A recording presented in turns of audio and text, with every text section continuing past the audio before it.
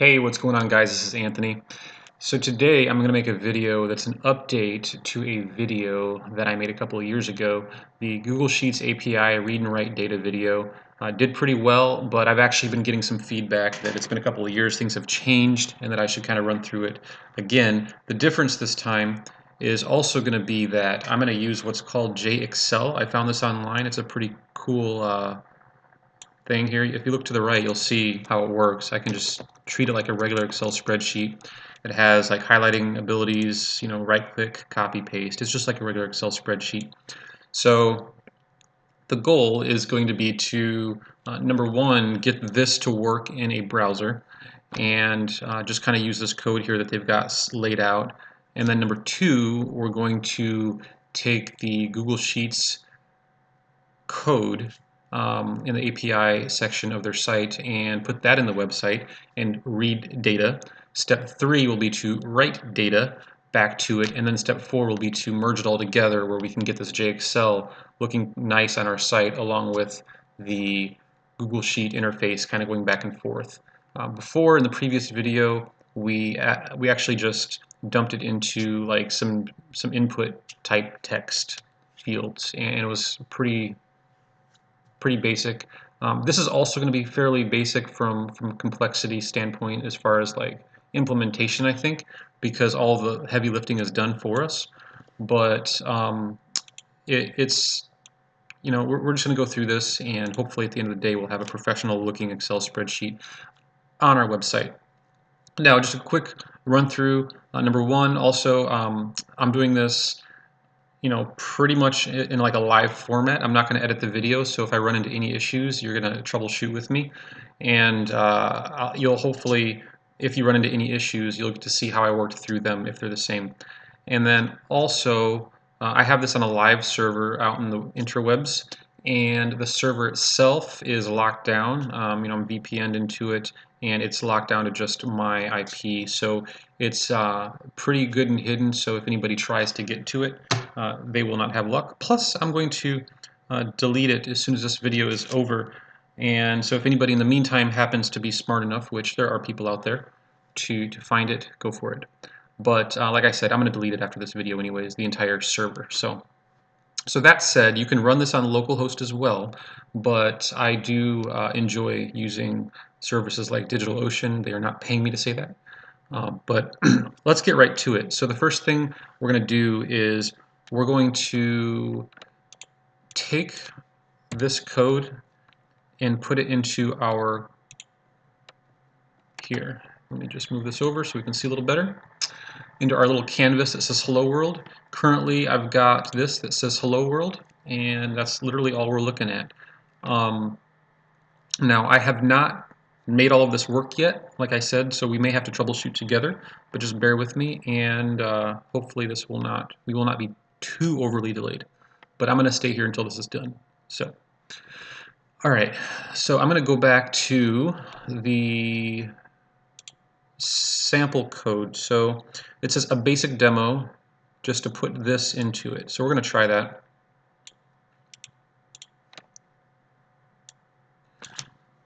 So we're going to do head and head.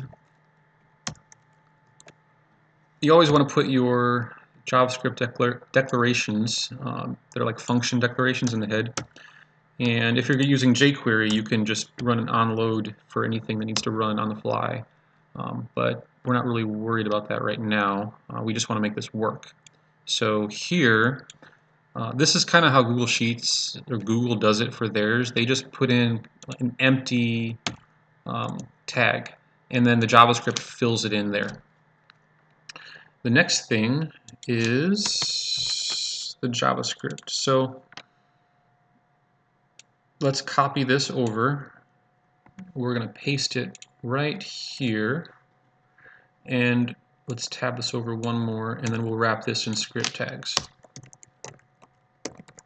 And again, this is just to make it work. Not really too concerned with using external files or anything like that. But if I was to build an actual application after making this work, what I would want to do is kind of just separate this out into different files. So that's saved. Now let's push this over to the server, and we're going to reload this and see if it works. Cool. So first try. So I literally set that up in about a minute. I was able to get this to display on my site. So if that was your goal, was just to get this to work, then you can check out. But if not, if you want to actually see this work and interface with Google Sheets API, then stay tuned. So let's. Oh, so it looks like it's actually a little complex. So you got some drop downs. You've got some calendars, and looks like photos can go here, which is cool. So we're going to eliminate all of these other field types because for this initial implementation, we want to keep it simple. Something else I don't want to troubleshoot. So let's go back to here, and I'm only going to keep 3 columns. As you can see, the data is here. So these are my rows, and these are my columns. So I'm going to do 1, 2, 3 columns. I'm going to get rid of everything after that, and then I'll make them all text. We're going to do car make. I guess let's do color make model. And then we will get rid of this. So this is the fields from the drop down, it looks like.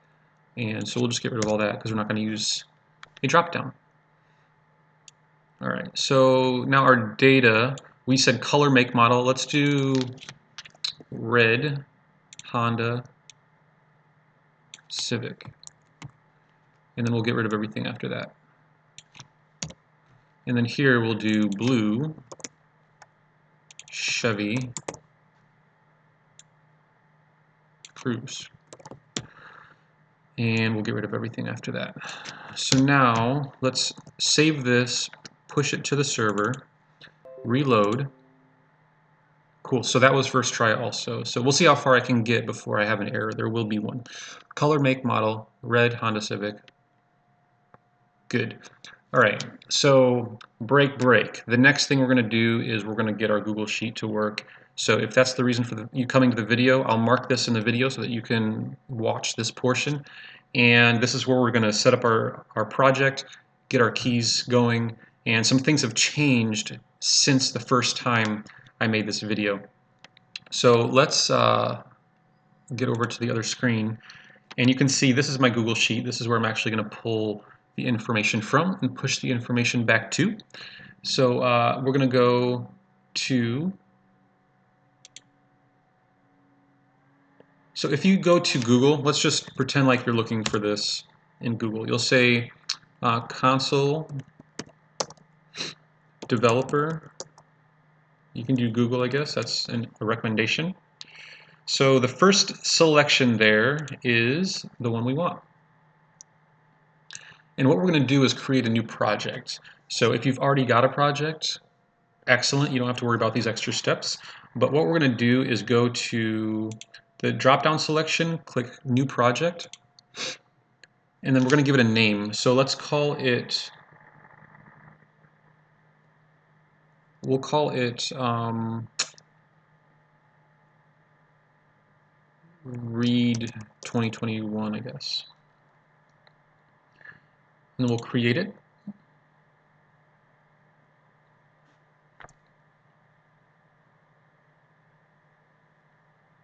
Okay.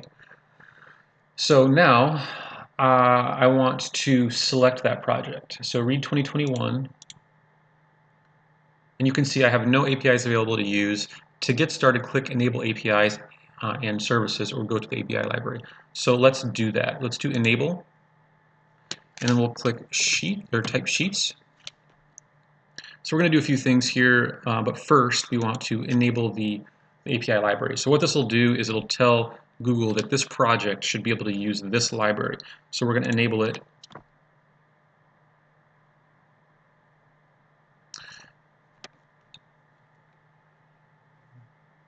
And then it takes me back to the Sheets API overview screen. So now it's enabled, and what I can do is I can start setting up credentials for it. And so let's do that. Okay, so you're going to find something very interesting here potentially. I think Google needs to work on this because it's actually going to take me in a big circle, but we're going to go through that circle together just so you can see what I'm talking about. It says, which API are you using? Google Sheets, of course. Where will you be calling it from? A web browser. What data will you be accessing? I will be accessing, we'll say, user data. Let's do application, just to see what the notification is. Yeah, not worried about that. So we're going to do user data. And then for the next portion, get your credentials, it's grayed out. So you can see that there's kind of an issue here. Let's hit enter and just see what's going on. No idea. So that's a problem, right? So I would say this is one of the first things Google should look at. Like, it says I can't even get my credentials, but it brought me to the screen basically. So let's go back and try it again. So we'll click credentials, and now it says remember to configure your OAuth consent screen. This is why it wasn't working, and so you need to make sure that you do that. And what this is for is it's going to notify whoever's connecting to your website. It's going to let them know what types of permissions that you're going to need. And so now we're going to say, just go through these steps. Choose how you want to configure and register your app. We're going to say this will be for external, for any user with a Google account.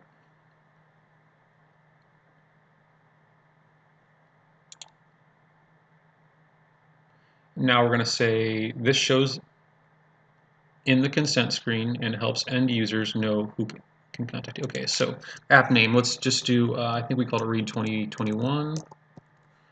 And then support email, I'm going to just put in, so this is the email of the person who is supporting the app, not the developer, but basically a front-end company of it. So app logo, not worried about it, not worried about any of this stuff. So I'm going to leave this add domain blank so that we can just kind of see what happens if I skip this step. And then developer contact, you can see that's starred, so I need to put that in there.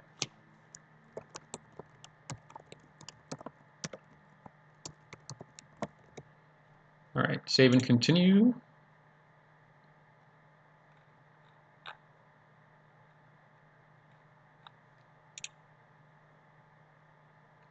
Okay. So next, your non-sensitive scopes and your sensitive scopes. So a non-sensitive scope is going to be reading something. A sensitive is going to be writing something, deleting something. So we're going to add or remove scopes, and then Google will determine which one it is. So the one that we want is going to be this one that says edit, create, and delete your spreadsheet in Google Drive, because that's what we're doing. We are editing a spreadsheet. We're not creating and deleting, but they don't have a separate one that's only for editing, it looks like. So we're going to select that, click update, and you can see that that ended up going into a sensitive scope. So now if you want to run this, you need to have your website on HTTPS. You should anyways, but you need that S at the end. You need that SSL certificate because it's considered sensitive. If you just do HTTP, it will not work. So just don't even try it. It'll be a waste of your time. So we'll save and continue. Oh wait, hang on a second. Let's see what I skipped. An error saving your app has occurred. Not sure why. Let's find out. Maybe it has to do with my domain missing. Oh, maybe not. It worked that time. All right, so while publishing status is set to testing, only test users are able to access it. So that's what we're doing. So my test user will be myself in this case. So we'll say Gmail. And we're going to add. So now we have one test user. We will save and continue. Then we'll go to summary. So again, I didn't put anything in the authorized domains yet. We may not. We're just going to see how far we can get without putting it in there. There are other ways to lock this down as well. But let's go back to try to create some credentials now and see if we're able to go to the next step. So number one, we're going to need an API key, and number two, we're going to need the OAuth client ID.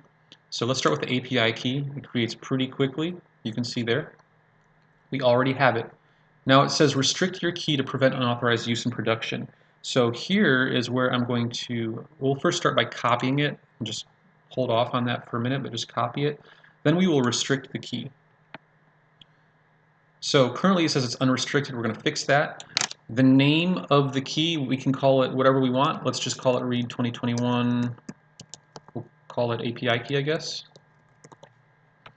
And next, the restrictions are basically which IPs or websites are able to access or utilize this key. So in our case, I'm going to have it based off of websites, and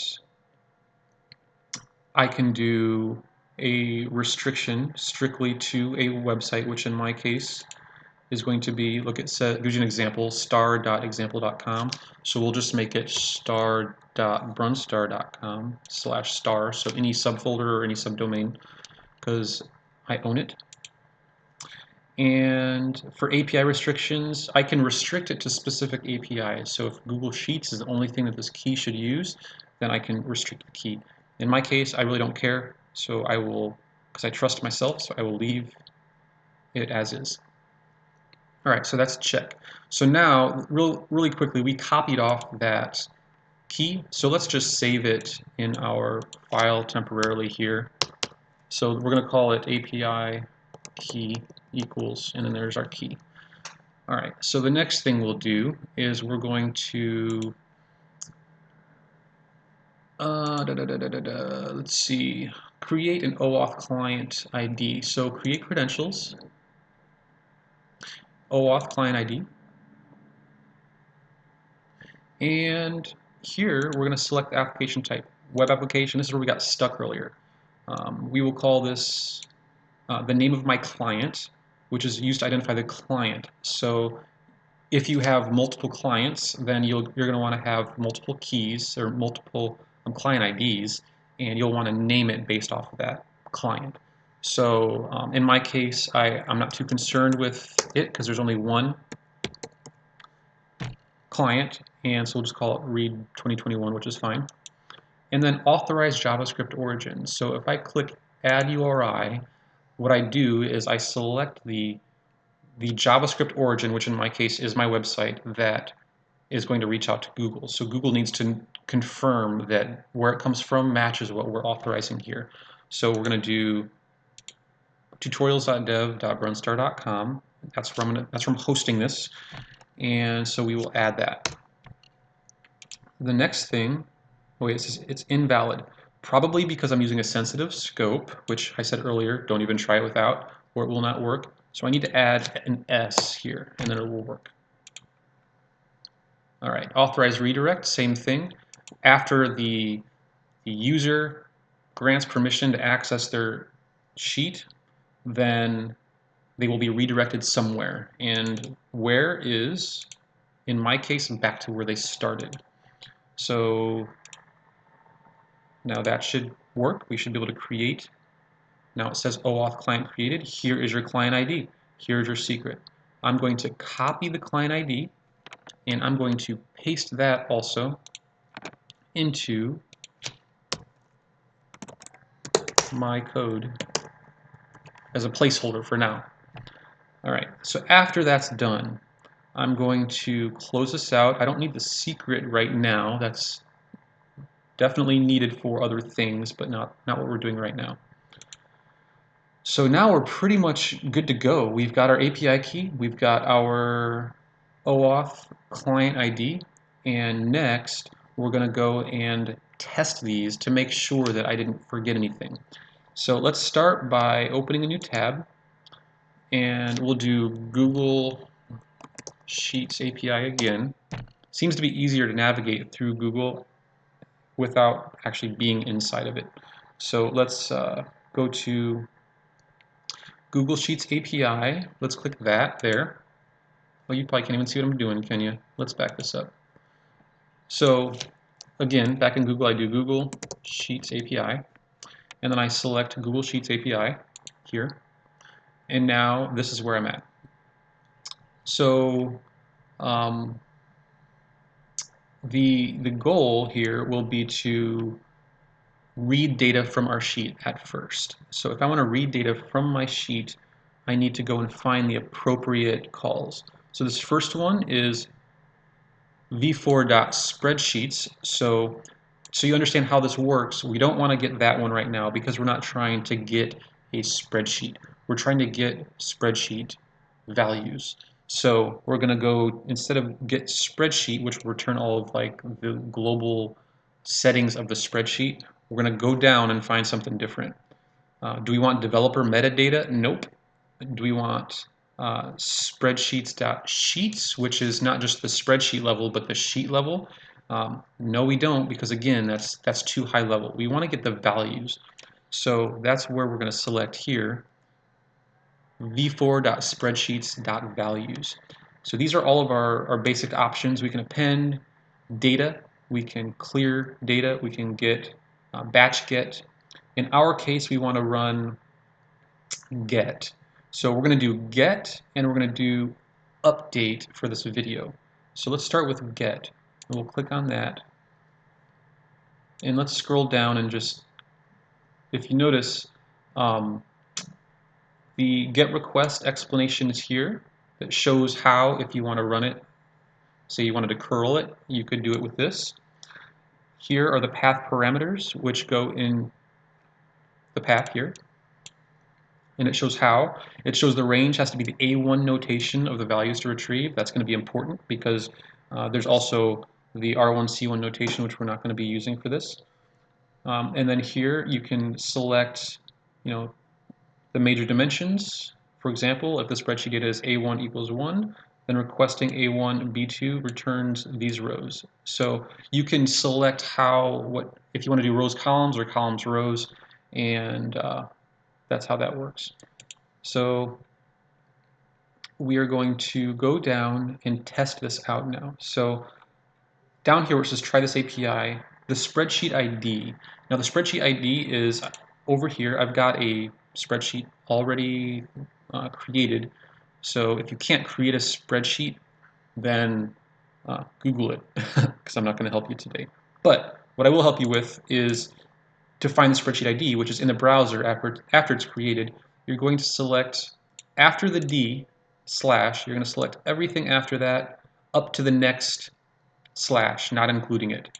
So you're going to copy that, and then what we'll do is we're going to paste that into our code also. And we'll call that spreadsheet ID equals paste. All right, so now that I have these three pieces of information, this is what I need to make this work. And so I will go back to the try this API page, and I will put in the spreadsheet ID that I'm using. So there's my spreadsheet ID. I will put in the range, which is A1 notation, but I'm going to do sheet 1 because that's also going to work. That will pull everything from the sheet, and the sheet 1 is based off of the name of the tab here. So if you have it named something different, call it something different. All right, so let's see what we got here.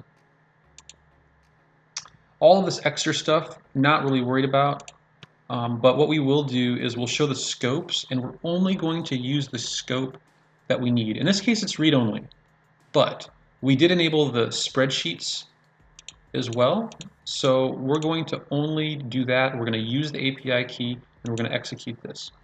If this works, what's happening right now is, you get a pop-up that asks, you should get a pop-up that'll ask you to authorize. And here you can see I've got a response. Well, my spreadsheet is empty, so we got no values. So let's just test this out by putting in some values. I think we did color, make, and model. Let's do color, make, model. And then let's put something different so that we can see the different results in our site later. So we'll do green and Ford Explorer. and then orange Kia Optima, which I've never seen before, by the way. I would probably buy it because that's what I don't know. Okay, so moving back, let's try this again and see if we get the values. So you can see there, color, make, model, green Ford Explorer, orange Kia Optima. So that shows that we are set up properly. Now the next thing we're going to do is we're going to try to make this code work. So let's start with copying everything after the body, because we're going to paste this in the same page we already have. It's going to be a jumbled mess, but that's okay for the purposes of this. We're going to copy it all the way down until excluding the end body. Now, if you are only doing this portion of the video, you're going to want to take everything, but I've already got it built out in my code here. So I'm only going to incorporate what I need, which is there. So now I've got my API key, so let's take that API key and we'll delete that because we won't need that anymore. And then we're going to put that in here where it says API key. Make sure there's no spaces before or after it, because if there are any spaces, it will not work. And now for my client ID, I'm going to take that and I'm going to delete the rest because I won't need that anymore. Put the client ID here. And then SSID, I'm going to take and put, well, let's just delete the excess. And I'm going to put the SSID up at the top where it says My Spreadsheet ID. So they make this pretty simple to get going. Now the range, we said sheet 1, right? So let's do range is sheet 1. And value render option, you can see there's a default, which is formatted value. If you're interested to know what the other options are, I can show you that here in a bit, but right now we don't need it. So in fact, we probably won't need it at all. Date time render option, not worried about that. So we'll comment that out. So let's save, and then we're going to push this over to the server. We will refresh, and if it works, then we should get the spreadsheet that we built at the beginning of the video, and then we should also get a prompt or a login logout button. So let's take a look at that. Okay, so there's my sign in, sign out. So signing in is going to give me the normal pop-up, should. And if not, then it'll give me an error probably in my console, which I'm going to find. Let's see if we did get some errors. Check this out. It says, oh, you probably can't see if I move it over too much. It says, cannot read property is signed in of null. Cannot read property is signed in of null. Let's do this one more time and then just see. Interesting. Okay, so we're getting an error, and let's figure out why. At 86, line 86 of my index file. So let's just see where it's happening. Okay. So let's work through this here. I wonder if this has to do with,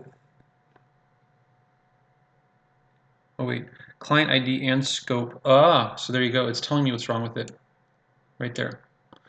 So I did not designate a scope here. So you see where it says scope? What did we pick? We picked spreadsheets. So let's take that and we will put in the scope. So that was helpful. If it didn't tell me, I probably would have had to spend more time figuring it out. So let's move this over and see if that solves the issue. So we're going to refresh. If you're wondering how I open this over here, you can do function F12 is what my computer will do. You can also right-click anywhere and do inspect, and that should open it up as well. All right, so you can see I've got in my console no errors currently. So let's click sign in. Okay, now I've got the pop-up. You guys can't see it, but it's it's asking me to select the email that I want. So I'm selecting the one that I added into as the test user. And then from there, you'll click Advanced because it's going to say Google has not verified this app. And you'll click Advanced to go there anyways because you do trust your own app. So you're going to say go to whatever your website is.com. All right, so from there, it's going to say this website would like to have permission to see, edit, create, and delete your spreadsheets in Google Drive. You're going to select Allow, and then from there, you're going to click Allow again. So it asks the same thing multiple times. They added this extra step in over the past couple of years, and we're seeing it now. So now if you look off to the right, you can see it worked. So if we expand this down, you can see I've got my range, I've got my values, which are color, make, and model, green, Ford Explorer, orange, Kia Optima. So that's step one. If your only goal was to make it, just do this quick start and make it display in the console, then you're good to go. But that's not what we want to do. Our goal is actually to write back to it, and not only write back to it, but we want to finally integrate it with this sheet that we've got here. So we've just done the read portion, so now let's focus on the write portion. So this is going to take some code, and this is where the video is going to kind of delay a bit because I'm gonna build this now. So this code on the right is actually right here where we say console.log response.result. Okay. So what we need to look at now is how can I change that so that it displays something different. We're also going to have to look at, instead of running the get, we have to run the update, right? So instead of get, we need to run update depending on what we're doing. So let's think this through. Do we want to just change it here and then run it and lose our get? Probably not. But what we can do is we can create a couple functions here, which I think what I'll do is instead of saying make API call, let's just minimize this so we can see what functions we have available to us. And then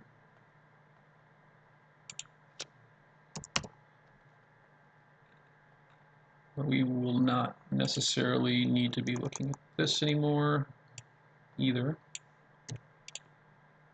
Okay, so our available functions are make API call, init client, handle client load, update sign-in status, handle the sign-in, and handle the sign-out. So we're going to keep all of this. The client load should be the same. The init client should be the same for now, at least. That may change later, but we will soon see. So the make API call, currently all it does is it runs a get. So instead of saying make API call, let's say get. We'll change it to that. So we're going to do a control F on make API call, and then we're going to say, we're going to replace it with the word get. All right, so next I'm going to create a function. I'm going to call it update. And whenever we run update, let's take a look at how it looks as far as the quick start first, and then we'll go from there. So let's go back to the different options we have here for the types. So we did values.get. Let's go back a screen. Oh boy. So we've got values.get, and now we want to do values.update. So taking a look at this, and let's see. The parameters are the spreadsheet ID, same, string, range, A1 notation, same. So this is going to be very similar to the previous one. And there's our code for the browser. I'm not going to test the API again because you know how that works, but let's take a look at this code. So we've got the HTML head, body. We've got the, okay, so make API call is the same function name, but if you notice, instead of saying get, it's going to say update. It says add the desired properties, okay? The init client code is going to be the same. All the handle and login and logout stuff is also going to be the same. And then everything after this looks like it's the same as well. So the only thing we're interested in right now is this make API call function, which we don't want to call it that. We want to call it update. So we're going to take everything inside of that make API call. We're going to copy that, and we're going to paste that over here. Okay, so let's move this tabbing a little bit over. Okay, so that looks pretty, still kind of messy, but let's delete that over a little bit. All right, so now here, same thing, spreadsheet ID is the same spreadsheet ID we had before. So instead of declaring the same thing twice, since we only have one spreadsheet, let's take our old one, which we have in get, and we're going to take our spreadsheet ID out of here,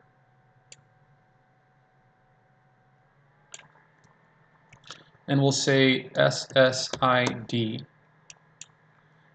And then up here we're going to do the same thing, SSID. Hopefully you didn't delete what I just took out. I did a Control X, which is to cut. So the first thing we have is at the top of all of this code, I want to do var SSID equals that. And that should make it global in scope so that it can be read anywhere throughout this page. And what else do we have that may or may not change? Now the range is going to change depending on if you want to get or update. You're going to want to update a specific cell, but you want to get the entire thing. So not that. Value input option, we're going to comment that out. And then the range body, this is different. We'll look into that in a minute to see how that works. But other than that, it seems like we're kind of good. So what is my range going to be? For now, let's do sheet 1, but eventually I don't want to update the entire sheet every time. I want to update a single cell that's changed. So let's save that. Now, how do I determine which one I'm going to call, whether I'm doing a get or an update? So basically, right now, the only thing that's going to happen is the get, because I replaced both instances of it. So if I do get 1, 2, 3. So if you look here, this is the one that we just replaced. Update status signed in, if signed in, get. So that means that we are going to, as soon as we load the page, we're going to update whether our status is signed in, and then we're going to get the data. So at what point do we want to update the data? So let's think about this for a sec. Do we want to do it, do we want to create a button, or do we want to do it on change? For now, I think I'll just do a button so that it'll be simple, and then we'll modify it later. Yeah, so let's do that. So where is our HTML code that builds this whole thing out? It is here. I've got a button ID equals sign in button, on click equals handle sign in click. So let's just do this. Let's copy, paste. We're going to call this one update button. On click, update. And we'll say the text should be update. So now if I click the button that says update, it should run the update function and then update my spreadsheet. So fingers crossed this works. We will see how far I can get before I make an error here. So let's move this over. I know I'm forgetting something. All right, let's reload the screen.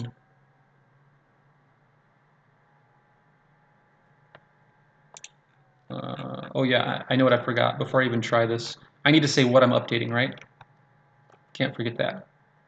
Value range body to do, add the desired properties. Okay, so let's go into this here before we break the site. Value range body, what is that? What should go there? Let's figure this out. So we are still in, so here's a request body, which is going to be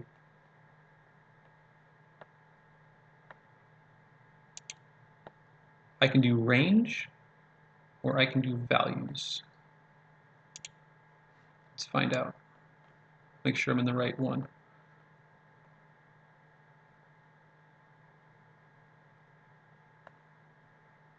Here. The request body contains an instance of value range. Let's look into that, see what that does for us. So the range is going to be a string, and the values are going to be the values. Interesting. So it looks like we already have a range here. I wonder what this is about.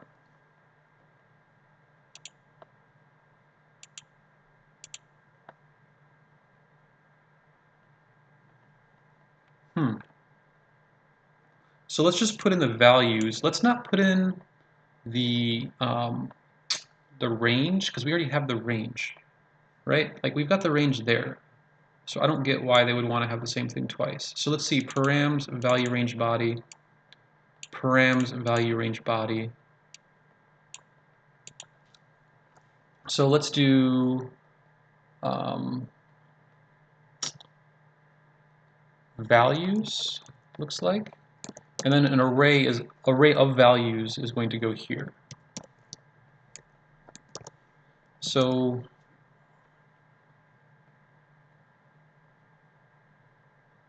what values do I want to put in here? What array of values do I want to put in here? Let's do, if we're updating the entire sheet, it should clear out everything that I've got, right? So let's do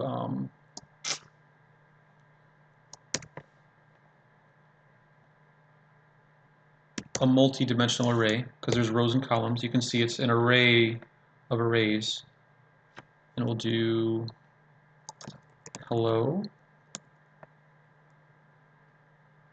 Actually, let's just leave it at that. Let's just, so this, what this should do, I'm guessing, is it should put in column 0, row 0, the word hello, and it should wipe out everything else. That's my guess. So that's the values, and then that should be good. Let's move this over now.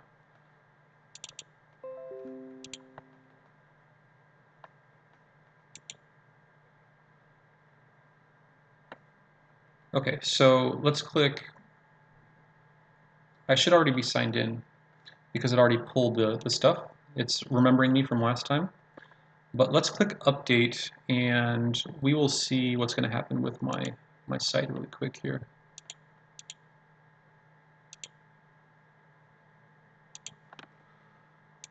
Here's my spreadsheet and we'll click update.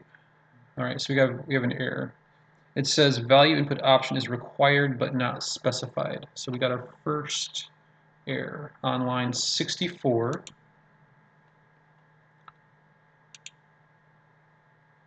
It says value input option is required but not specified. Okay, so how the input should be interpreted. So this is a required field. Let's delete that out. And what should go here? So let's find out. Back under the update call, value input option is going to be an enum of the value input option. So let's open that in a new tab and see what our options are. I'm guessing raw is one of them. Here we go. Raw. So let's do raw, and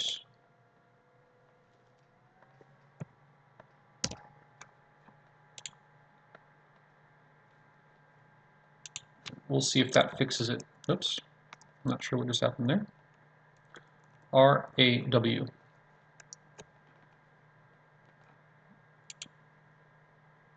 Index.php. Okay, let's refresh. And let's go to our spreadsheet and see if it updates. And let's click update again and see what happens.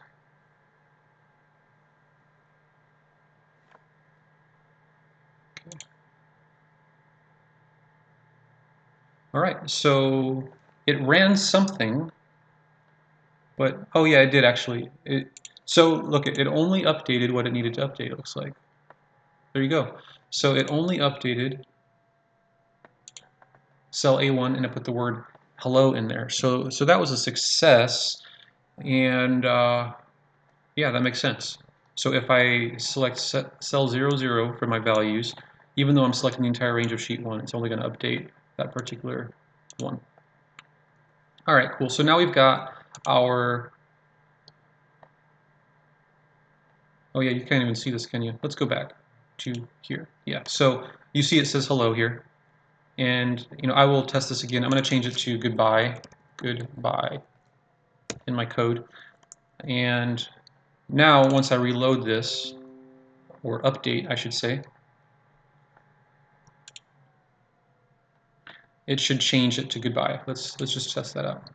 Yeah, so you see here it says goodbye. So that means that it's working. My update function is working, and so now I've got the update function, I've got the get function, and eventually I will want to change the values to whatever I'm actually typing into the window. But this is kind of how we step through this to make it work a little bit at a time. So now that that works, the next thing we're going to do is start to figure out how to integrate it into the JExcel. So let's take a look at the JExcel code quickly here.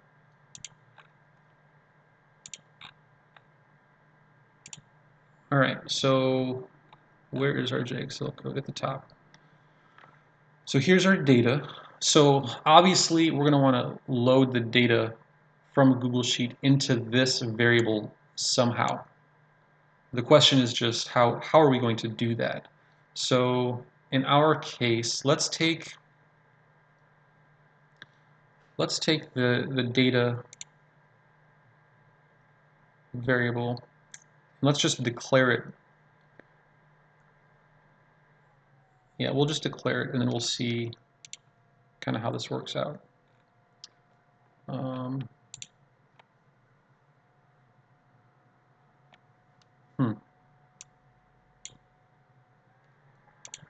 So let's where's our other declaration? Our SSID is here, but I need the data here.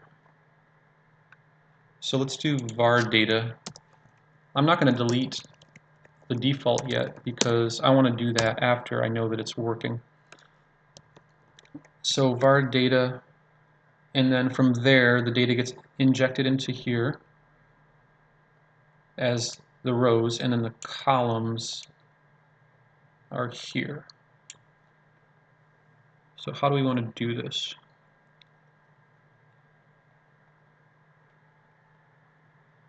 We probably want to move this after. So let's take this code and move it after all of this.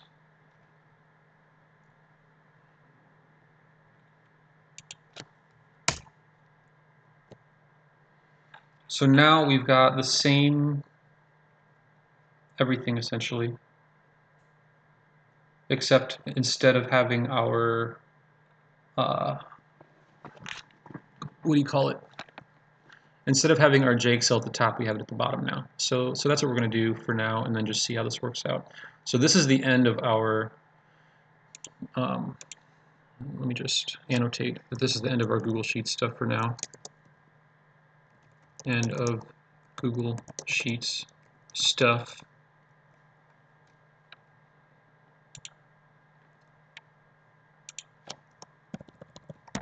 All right, I just noticed that I wasn't displaying the right screen a second ago. So just so you can see what I did, just after the div ID equals spreadsheets, I took all of the code that was here, which was literally the JExcel code, and I just put it at the bottom. So here, now we've got our script and script with the JExcel stuff working, and that's it. We also commented out the default data that we had here, and we're just going to save our data. And at some point, we need to figure out how to update the data value with what is being sent through get. Oh, okay, so actually, what I think I do want to do is I do want to have data declared up at the top for now. So I know I'm moving this stuff all around, but just bear with me here. So, and I'll explain why in a second. So I'll put it right next to my SSID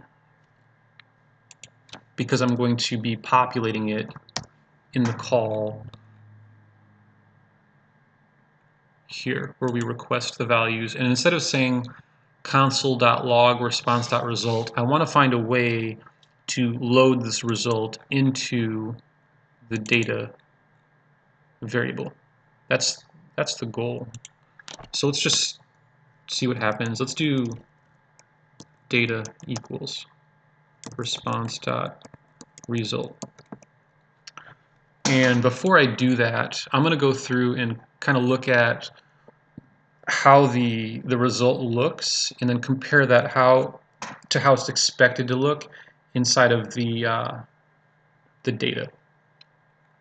So give me one quick second here, and I'll get this to load up here.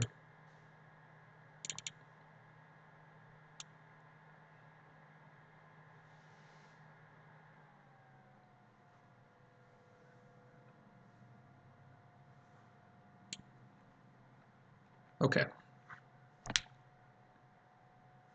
Yeah, so we'll say data equals response.result.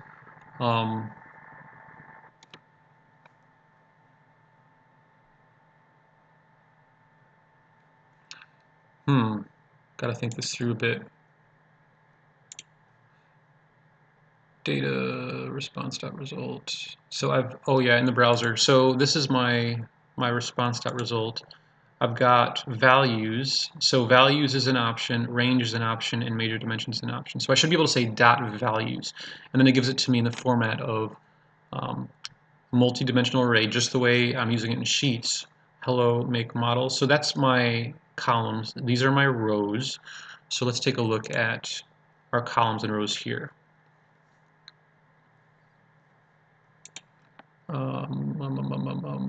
Response.result. So I don't necessarily want to do the result in there because it's going to get a bunch of extra stuff, it looks like. It's going to get this major dimension, it's going to get this other stuff too. So I should probably get the values at some point. So let's do this a little bit differently. Let's try, we're going to need rows, right? We're going to need columns.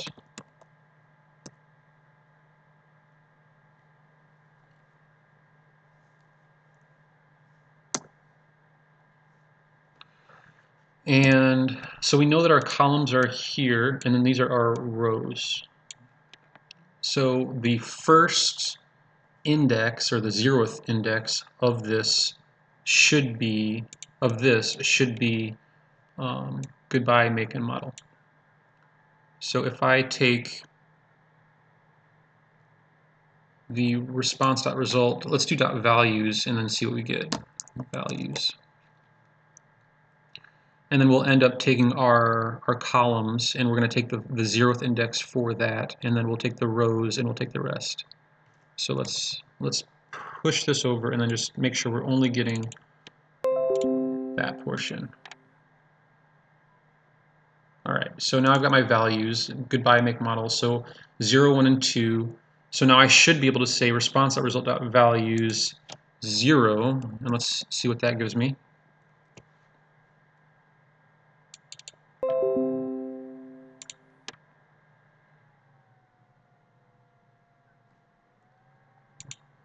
All right, so you can see that zero, just saying zero, gives me an array of my columns. So I know that my columns needs to be response.result.values 0. So let's take that. And then my rows should be everything else. So I need to figure out how to slice and just take the, how shall I say, the row after that and just omit that first one. So let's do, let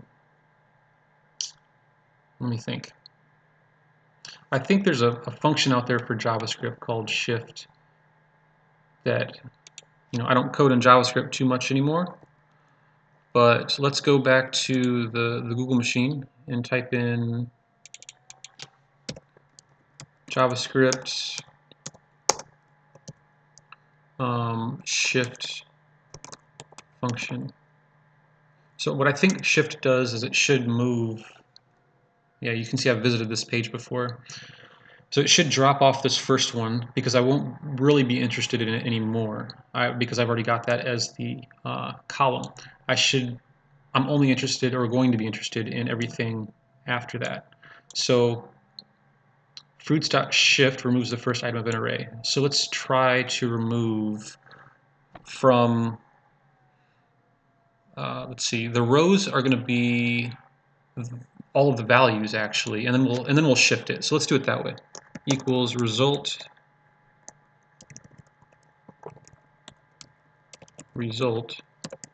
dot values. Now, what typically happens is if you just assign that array to the rows variable, it's basically going to be passed by reference, meaning like as you update the rows variable here, it's actually going to update the response to, and you don't want to do that. So if you go into if you type .slice, I know this works because I used it recently in another project. It should take that and copy it over to the rows, and then from there we can start to look at the shift, how we're only going to take the in the column and we're going to shift it. So instead of row columns, let's do cols. So rows equals response.result.values.slice, columns or cols equals, let's do rows.shift.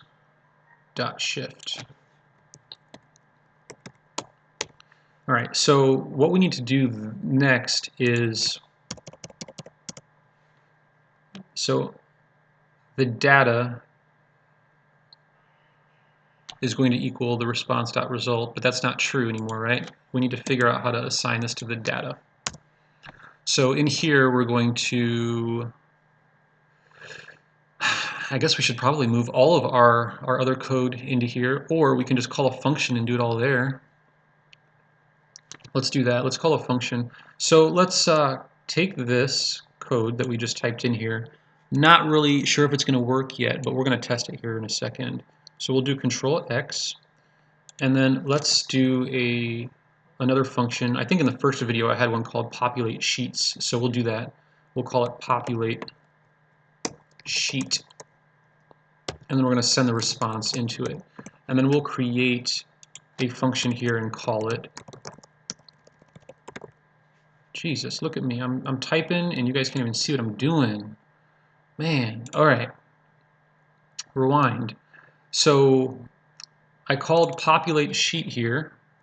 I'm creating this function now, and I'm going to pass the response in. That's literally the only change that's happened in the last 5 minutes, it seems like. But I'm going to call populate sheet, and I've got the response here. And then I'm going to paste in the stuff that I just was typing up in this area. So let's see how this works out for us. So now I've got console.log response.result.value0, which we've already tested, and that gives me just the 0th value, which is going to be my column headers.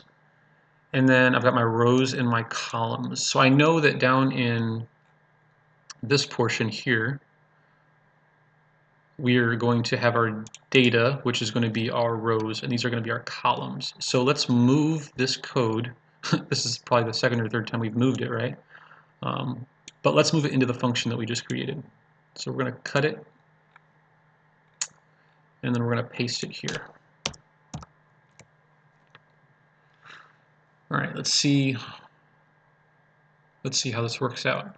So the data are going to be the rows, and then the columns. So it looks like for now we kind of need to do one at a time, unless I was to create a columns object and then make it dynamic and loop through. I mean, that would be an option as well. For now, let's just do this one at a time. Let's do title is going to be. Actually, you know what? Let's just go for it. Let's. I haven't tested any of this, so this will be fun little exercise. So what I'm going to do is I'm going to take the columns, which is going to have a set number of entries, and then I want to make this dynamic so that the columns matches. So it's going to be 0 through whatever number of objects that I have, and I'm going to make it look like this. So let's work through this. So let's say var, we'll say col, we'll say col, what do we want to call this? We'll say column object equals. So now this is an object here, right? And before I go any further, let's just stop. I don't want to change too much without testing it, because I'm going to end up just breaking it, having to like fix a whole bunch of stuff. So let's do console.log column object. So now we really should not, we won't be getting this stuff anymore. We're only going to be getting, hopefully, a console.log with the object that displays this information here. Let's just make sure that that works and that this function call works, and then we'll continue if it does. If not, I'll fix it kind of along the way. All right. So that seems to have worked. This is my object. Color text width is 120. So we want to create a loop that creates these things, right? So let's figure out how to do that. We know that cols is an array, so let's do for I equals 0 while I is less than cols. I believe it's .length in JavaScript. I plus plus. All right, so now let's do console.log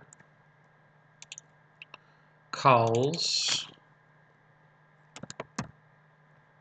I, and then see what that gives me.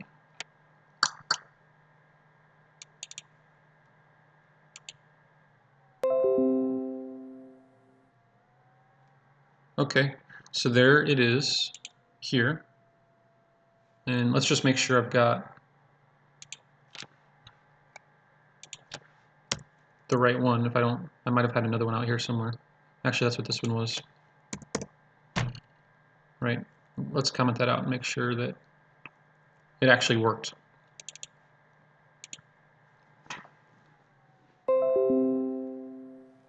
Nope, it sure didn't. Let's see, cols.length. Let's see, JavaScript. You can see my Google skills here. JavaScript.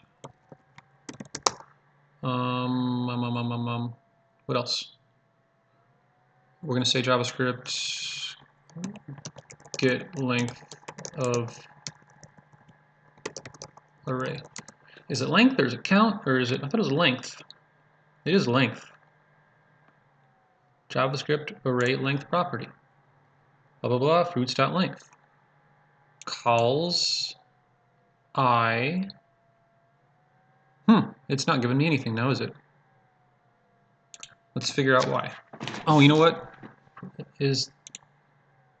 Yeah, we definitely have columns. Response, rows. All right. So now let's figure out what's in our rows and in our columns. Console.log calls. Move this over.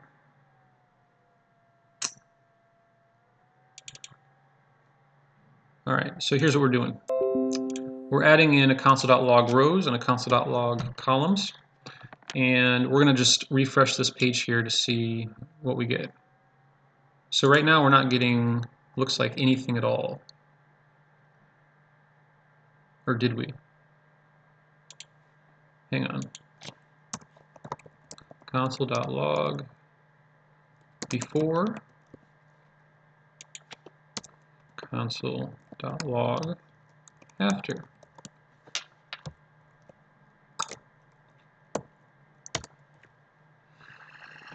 All right, let's move this over and we will refresh again.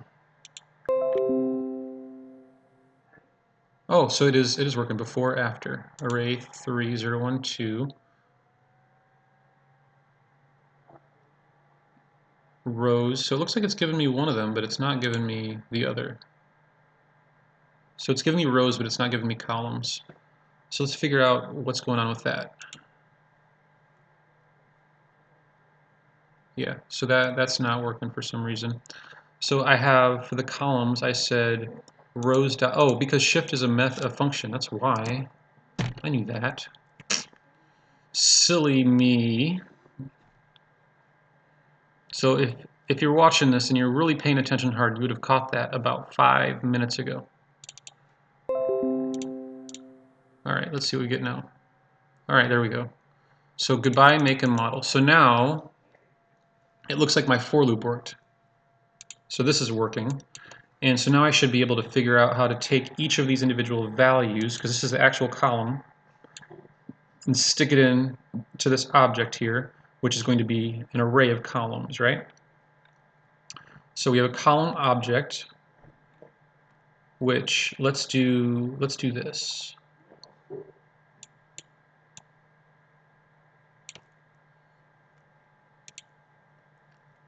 So we're going to have a dynamic array. So I might want to run a push. So I'll end up Googling that so you can see how I go through and make sure my syntax is good.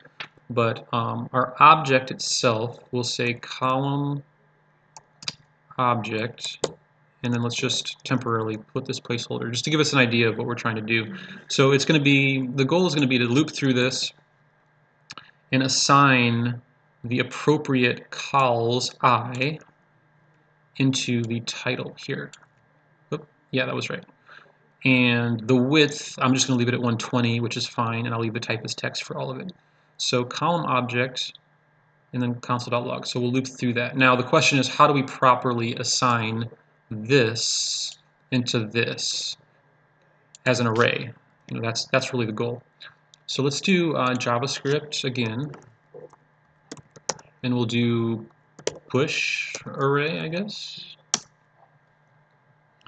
Array push, JavaScript array methods. So here, fruits.toString, not interested in that. Let's go back to the internet. So I just Googled JavaScript array methods, and join, not really interested. Popping and pushing. When you work with arrays, it is easy to remove elements and add new ones, blah, blah, blah. You can push an item onto the array. Oh my goodness. Example, fruits.pop, fruits.push. So let's try that. So let's do column object dot push. And what do we want to push onto it? Will this work? Let's give it a try and see what happens. And let's do this. Yeah, let's just save. We'll push it to the server, and then we'll watch it explode.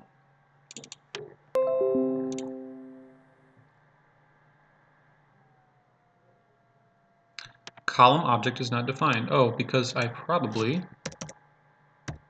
shouldn't have commented it out.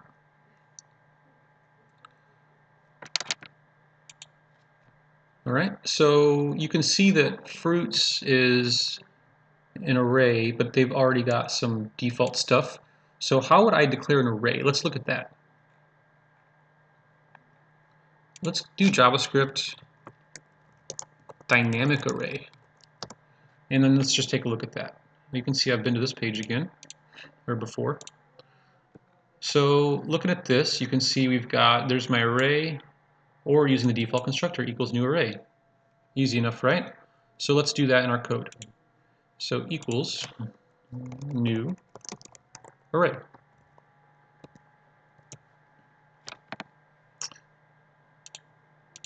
All right, so here's what we changed just now. We got equals new array, and now it's declared, and we can push it in, loop through, and we'll test it out and see what happens. So let's refresh, and if I get no errors, there are no errors. So now let's let this continue. So instead of saying return, we're going to take these columns here, and let's put in our column object here.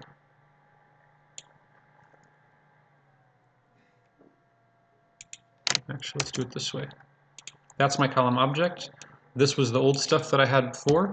I'm not going to get rid of it yet because I still want it as a reference.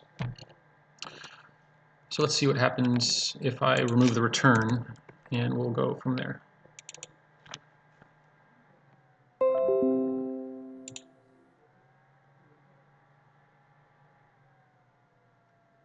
Hey, look at that.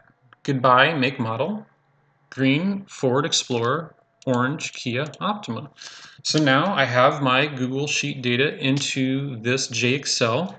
I can comfortably, I think, get rid of this, but before I do, let's go back to our Google Sheet and make a change and then see if that actually changes anything. So we'll say hello again for my column header. And over to our site, let's refresh. And now it says hello. There you go. So if that was your goal, then you're done. But I'm not. So what I'd like to do now is make it so that we can update or push our changes back to our Google Sheet from the web page. And to do that, let's just clean up some of this stuff. I don't need this anymore. And I don't want to console.log that anymore. I don't need any of this because this is all working. And this can go away. This can go away. So all I'm doing is I'm just cleaning up all of my console.log stuff. It's all gone. So now we've got no commenting. We've got our three declarations here, our for loop, and our feeding the data to it, to the spreadsheet. Cool. So let's save that, and let's think about how this next portion is going to work. How am I going to put an event on the sheet? So I did a little reading in advance, and I found the following information. Over here, if you look at, there's some examples of how to implement this. There's this thing, it says events, learn how to handle events on JExcel. And to be completely honest with you, how I actually figured out that these work was not through events. I actually just looked at the code, but that was kind of a waste of time because it's right here and it's all in their documentation. So let's click that in a new tab. And this shows how to handle different events. So if you take a look, you can see you can bind events to your spreadsheet. So the way this works is that the entire table or sheet has an event listener that you can add to it, and then you can access any of the changes that happen through that. So here are some examples. This is the source code. Deleted column, deleted row, blah, blah, blah. Not really interested in all of that stuff. And let's see list of all event handlers. Let's try that. On load. Okay. So we want something like on change or on blur or something like that, right? see an example in action. Let's see what this example is. Is that the same thing we were just looking at?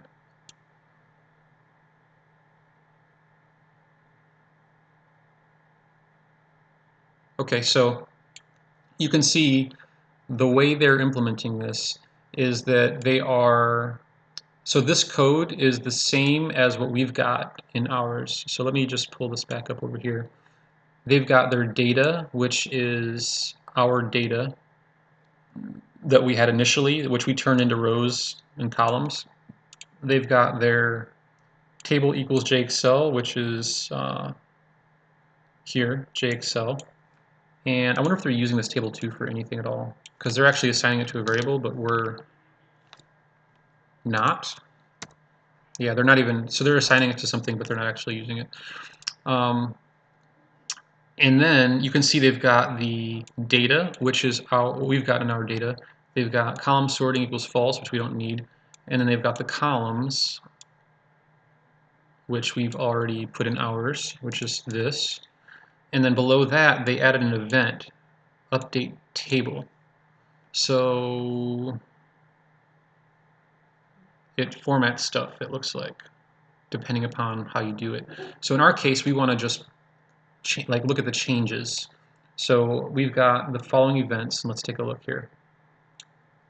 After a column value is changed, on change. So let's try that.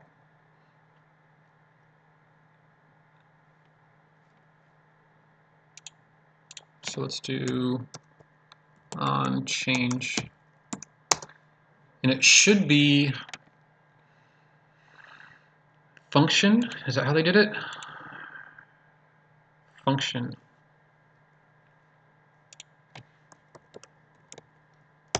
And so there should be a bunch of stuff that it'll spit out, like A, B, C, D, E, based on how this is. They've got cell, column, row value, and I'm not really sure what each of these are. Maybe there's documentation. Let me see. I'll check in a second here, but let me just finish this out. So that should hopefully yield some results. But let's go back here for a second to the right and figure out if onChange actually has a like some documentation along with it.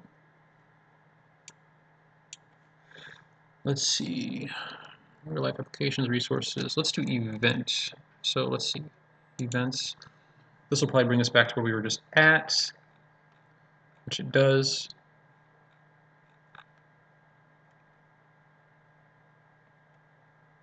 Changed. Yeah, so on change, there's only one. So there's really no documentation here on how to use this particular one. Let's try going back to here for a second. Yeah, so we're just going to work through this ourselves, I guess. Let's do console.log, and then we'll see what the different options are. We'll do A,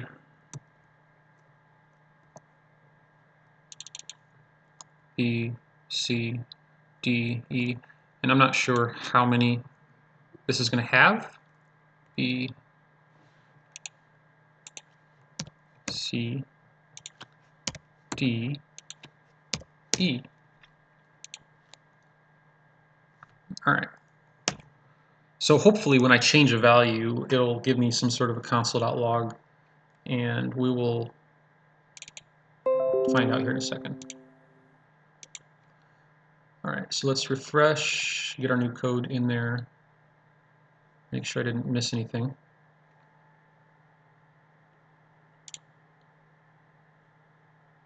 And let's change this from hello to, or let's change it from green to green 8. Okay, so it gave me, what did it do? So it looks like the first one passed through is the entire sheet. The second one is what I changed. 3, 4, 5. A, B, C, D, E. And it looks like green A is what I changed it to. I'm not sure what these are. Let's try a different field and see. 4, 1. Oh, okay, so this is giving me the, looks like, column and row. So I went to column 1 and then row 0. According to this, it's row 0. Let's try this. Yeah. So let me just make some notes here. So we know that A is going to be the entire table. So let's call that one table. We know that B is going to be the cell that was changed. So let's make that cell. We know that C is going to be the, let's see, 2 is 0, 1, 2, the column. D is the row, and it looks like they're starting the row at 1. And then E is the new value. And let's just add some more. What do we have? Let's do it all over again. A, B, C, D. I'm really not sure how far this goes or how many they've added to it. So table, cell, column, row, new value. So none of that should show up in my console anymore. But now A, B, C, D, E should show, if there's anything afterwards, what they are. So let's refresh and do this again. Undefined. Oh, but the first one gave me something, which, so it looks like the first one, A, is what it was. Kia, let's do this, Kia F. Yeah, so now we know that this one is the old value. Cool, so next we can start to mess around and figure out how to push this up into our sheet. So let's go back to the update function here. Let's just kind of close this out a little bit. All right, so in the update function, what do I have? I've got param, spreadsheet ID, range, value range body. So this is where I want to send my updates to, right? So currently what's calling update is the button that we created earlier. But now I have an onChange listener, which I created here. So we should probably call update here. And then we'll send in the values, I guess, right? So let's delete all that out. We're going to update the values, and values doesn't equal anything right now, right? So what is values? How do we set it? So we know that there's a column and a row that was updated, and we know that there was an old value and a new value. And we know also that the values that we're passing into update, which here, let's just pass it in now, need to be in the form of a multi-dimensional array. So let's just kind of think through that for a second, because I'm not sure how I'm going to do it yet. Populate sheet, update, values. So this is the form that it needs to be in. And the form that it's currently in is we've got a column and a row. So we'll say something like this, column and row.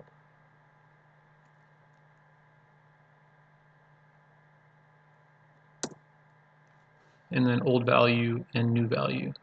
So we don't care about old value, we only care about new value. So the new value needs to be here, right? And in fact, it's just one value. It's not going to be values. So let's just do that. So we've got the column and the row. We've also got the value. So we may actually be able to do this where we just pass in the new value here, right? Yeah, so let's try that first, and we'll just get rid of this because we may not need it, and then we'll update the value, yep, with the new value. So let's do that. So I'm going to comment this out just so we can kind of understand and follow how it should look. And then the second thing we're going to need is the range of where it's going to go. So we know that our column and row looks like that. Column 0, row 1. But remember in our sheet, the sheet actually starts at 0. It could be confusing. Hopefully I'm not losing you.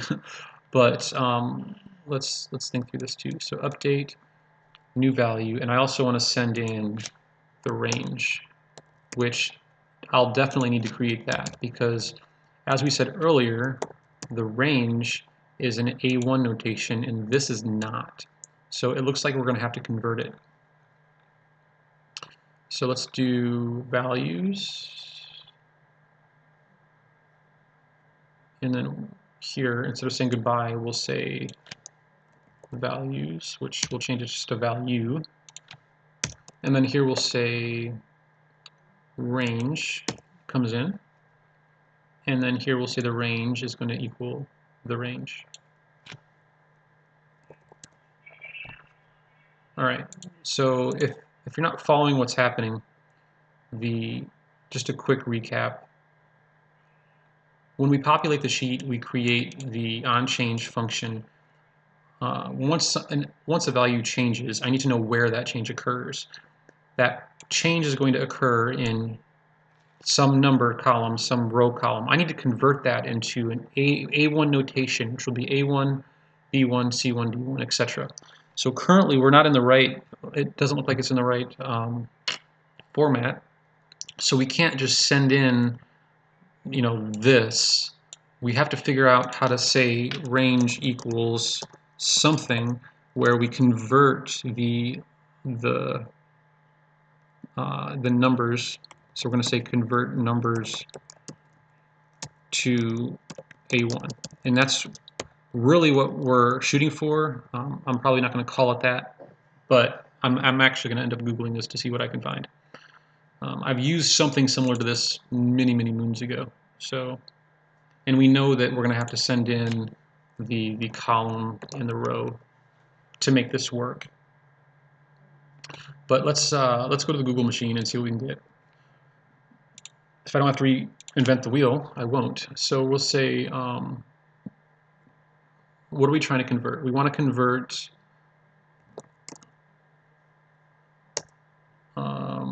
well, here's a suggestion here. Formula to convert XY to long lat coordinates. No. How to convert column number into an Excel. This could be it. Let's open that one. Write an array of values. Let's go to that one too. Let's see. How do you convert a numerical number to an Excel column name in C#? Okay, so we're not even in the right language. I probably should have said JavaScript. Convert column index into corresponding column letter. Okay, so if you take a look here, we can try this. I wrote these a while back for various purposes. Function column to letter, function letter to column. So I don't think I'll need the second one, but this first one, let's give this one a try. And that's actually a good point. We don't need to send the row in because the row is already a number, right? We shouldn't need that. So let's just do this. Function column to letter, column. So here, let's change this to range equals column to letter column, and then we're also going to need to include the row, right?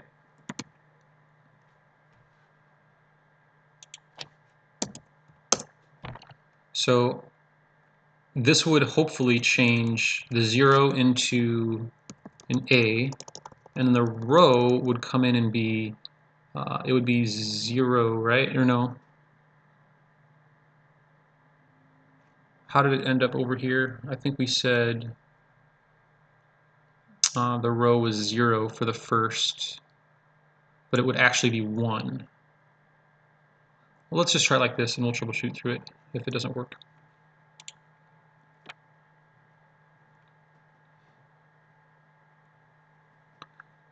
All right, let's do, instead of saying update, we're going to console.log and see if we start to get the right stuff. Console.log. Let's do, let's start with range and let's just see what we get. Console.log range. Okay, so let's move this over. Okay, we are refreshing. And so the goal here is once I change one of these, I should get some form of a letter and a number. That the goal actually for this one would be A2,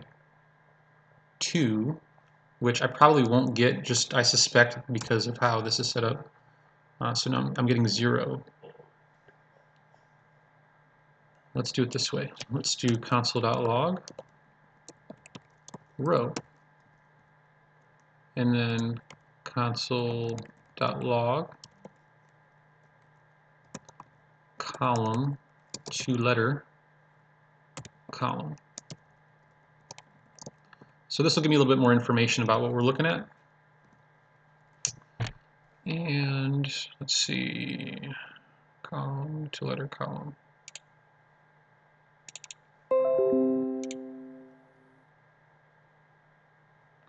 All right, so now let's change this. All right, so 106, I'm getting 0. 107, I'm getting 0. Let's change this other one and see if I get something different. Oh, look at that.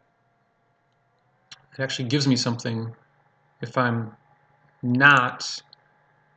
Okay, so it gives me B when I'm actually in C. Right, so clearly the letter is wrong. And let's try,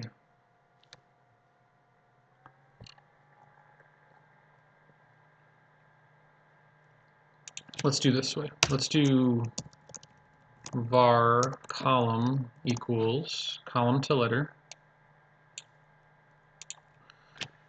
And this is going to be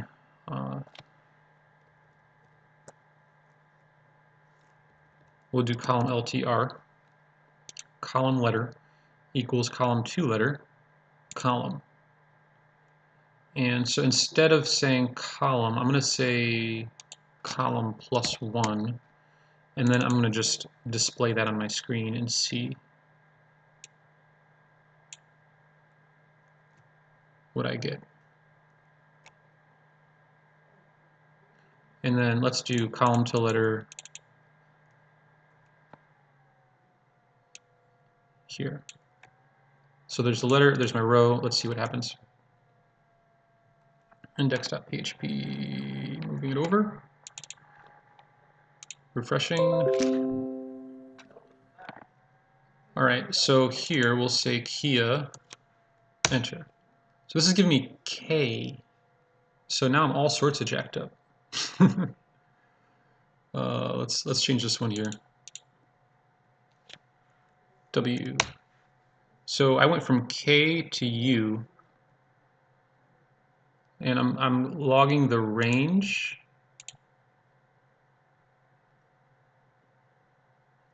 the row. So we're saying the row is 1 and the letter is U. Why would this give me a U? Let's do this parse int and see what happens. This may not be coming in as the right type.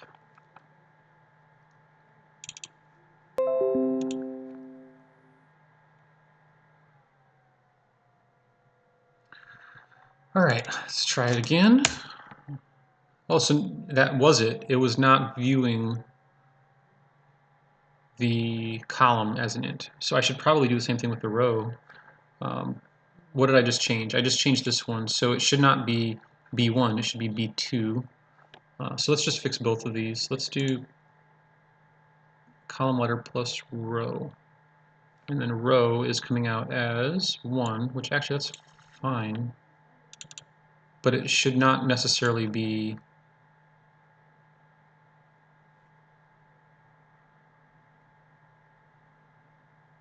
yeah, so let's do this. Let's do var row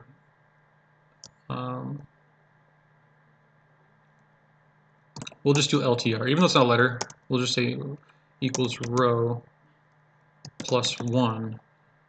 And I'm thinking the reason why is because the JExcel views the first row as the body, whereas Google Sheets views the first row as column headers. So we've got kind of a conflict there with that, it looks like. So let's save that.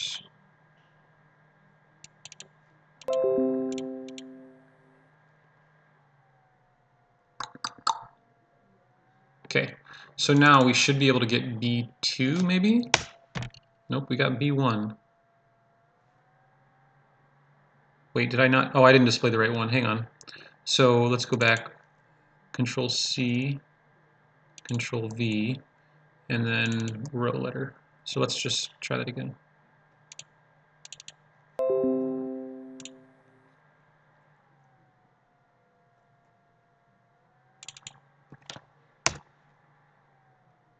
So now I'm getting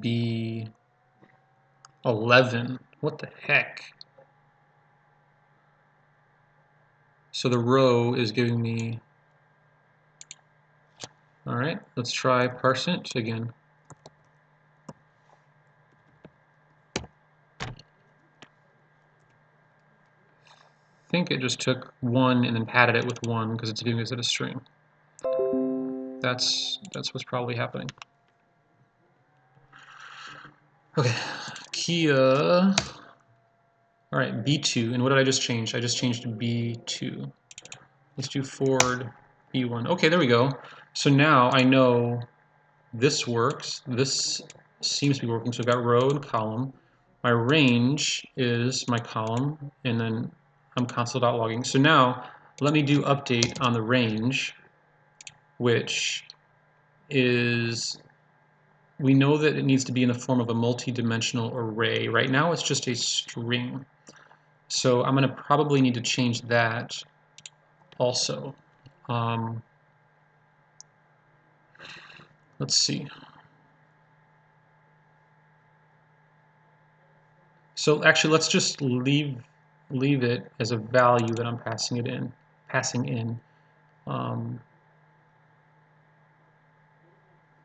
Yeah, let's do it that way. Value. Oh wait, these are the values. Disregard. The range is going to be a string, right? Yeah, so that should be okay. So let's just update. So we'll actually try to update it this time, and we'll see where it breaks. So the range is here, the range is there. Yeah. Yeah, let's give that a shot. So I'm pushing this to my server now. We're going to go back over to the Google Sheet. We've got a ton of tabs open now. And let's just see what happens if I update this. So currently, let me just refresh. I've got a Ford. So let's say Ford, we'll put worked. Ah, look at that. Okay. Here you can see this has worked. So now I just did it, and that didn't take a whole lot of time, maybe an hour. I'm not even sure how long this video has been going. So that is good, right? So now I can go back over here and I can say, yep. And then I can go back over here and refresh. And then it says, yep, there's my column header. Let's make sure to update the right one though. Hang on. Let's Ford. Oh yeah, it did. Yeah, because I changed the first one, right? So make